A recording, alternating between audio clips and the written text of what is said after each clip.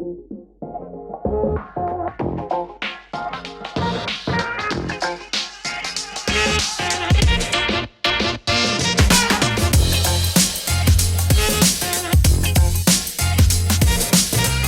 4.0, what exactly is that? And I mean, it's kind of a new term now. I mean, people are speaking more about it recently.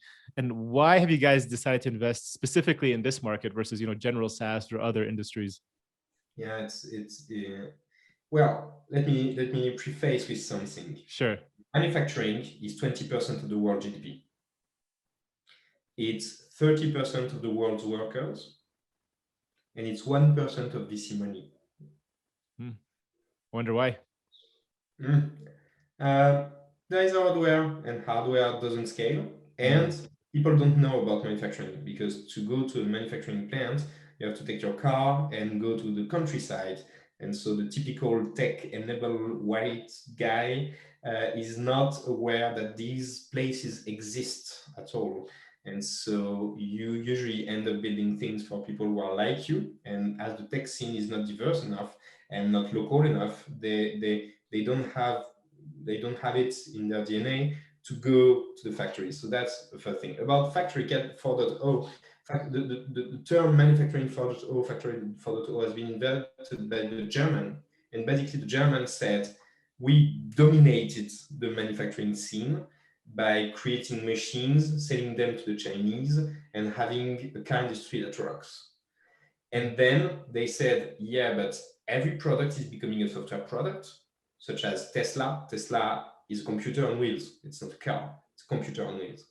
And every single product is getting digitized, and operations, by leveraging digitization, machine learning, by leveraging the enormous amount of data that exists in any factory, basically with code, you can enhance operations and enhance the final product.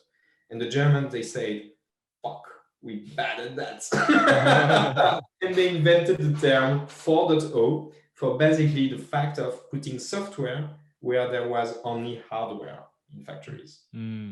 Wouldn't you say, though, like that industry specifically is maybe slower to adopt because they're kind of more old school? I imagine you come into them, you have to drive out, out in the farm, trying to present the case, and like, no, this is just, too different for us. We're happy with the way things are. I mean, is it kind of a longer process to educate them and trying to convince them, would you say?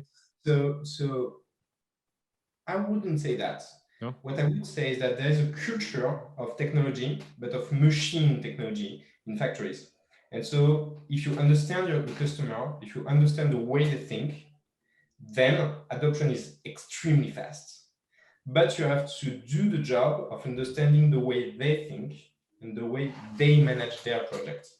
So in their mind, you have to invest. They know how to invest. You have to get results. They know how to get results. But you also have to understand and be in control. The fact that you have to be in control of your software is deeply embedded in the factory mindset. In any given factory, the factory director understands each and every machine he's working with. So packaging an offer and saying, I'm adding with that, it doesn't work. You have to give them the control for them to make their tools. And so, for example, that's why no-code tools are very big in factories right now. Very big. Because it's a place where you have nerds who like organizing, who like tinkering with their systems. And so they need to have that kind of control to be able to adopt. And so adoption of full-blown software as a service, very little customization, very little parameterization is very low, very hard to penetrate. But there's a very high penetration and fast sales cycle, 1 quarter maximum, for technology that fit in their thinking. Got it. So how many companies have you guys invested in? So you mentioned, 400K, 20% of the cap table goes to OSS Ventures. Is it one entrepreneur, two co-founders that you're investing in? How are you paying them? Is that a salary towards them and then towards the team? Can you talk a little bit how that's broken down for those companies? Yeah, and it's a fun process. So there are 3 parts in the process. The first process is that the OSS team is in factories 2 to 3 days a week. And we are always conducting user research. always conducting user research on pain points. And then when a pain point is true in more than 70% of our factories, we say, there may be something there. When we say there may be something there, we go and hunt for 4 to 5 clients who say, I'm willing to pay for that. We haven't coded one line yet. We have just 4 to 5 factories saying, I'm willing to pay for that. Once we have that, we recruit funders. We recruit one technological funder and one non-technological funder, basically CTO, CEO. The way that we are doing the matching is according to some criteria that I can tell you about. And then we tell them, okay, we have those 10 possibilities of companies. And those 10, we have 4 to 5 customers for each of those. You pick your choice. And so they pick one and they start building. And when they start building, we have an extremely simple process, which is called the 2-10-12. For 2 weeks, we work together no matter what. At the end of 2 weeks, OSS can say, sorry guys, don't want to work with you. And the guys can say, sorry, don't want to work with you, OSS. And they go with the idea.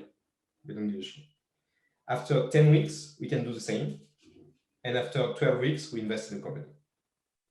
So basically, that's how we created that. The sad statistic is that 35% of funders do not make it through the 2-10-12 process.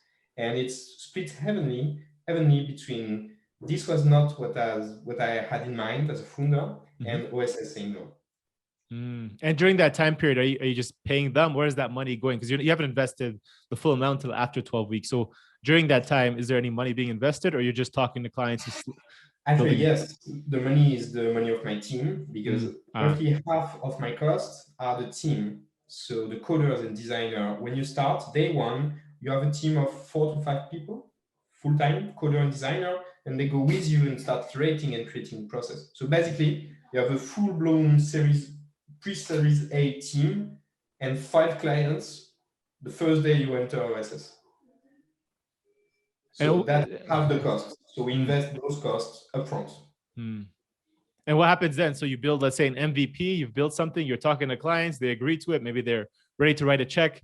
10 weeks comes in and they're like, I'm out. Do you guys just say, hey, go to the clients and say, sorry, we abandoned this project? Or do you now go find somebody else who wants to take it over? Because that's kind of a weird position, right? You're stuck with this company you started. So what's fun? What's fun is that we created what we call the early stage adopters.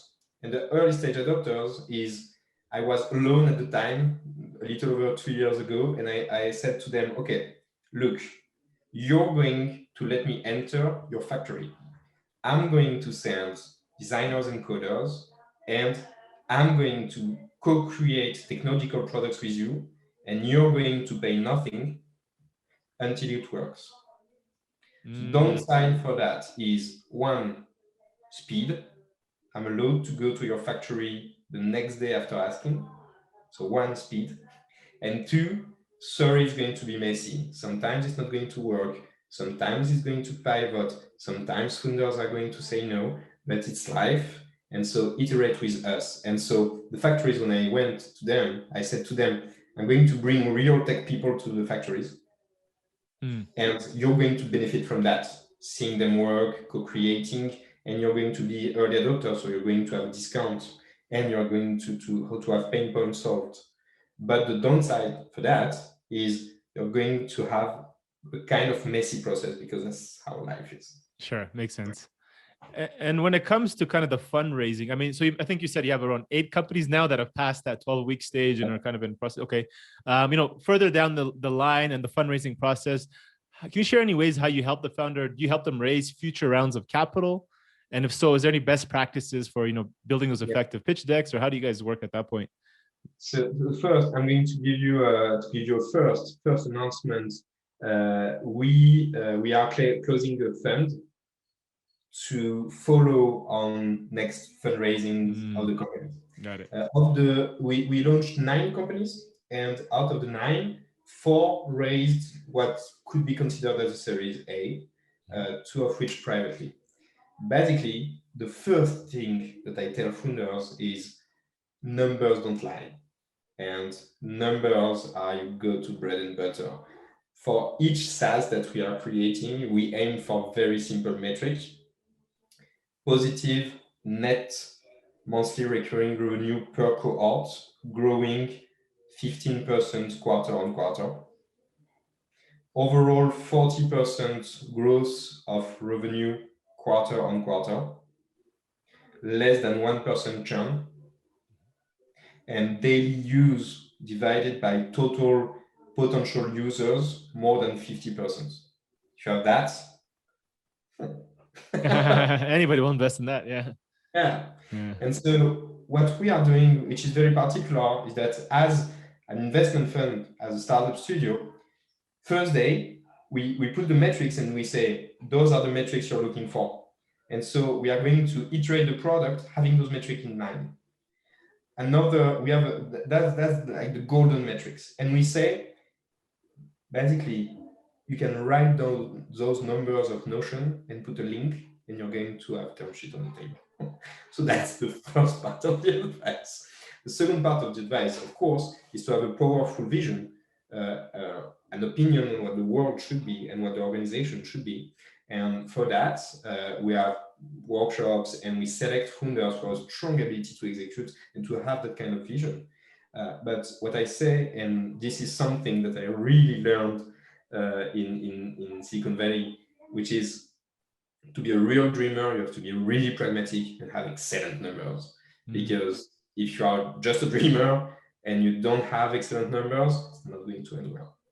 After that, on the fundraising process, actually the European scene is very active fundraising wise, and little sad to say, but given the current state of affairs, we have zero competition in our vertical of manufacturing for autos. I imagine, yeah.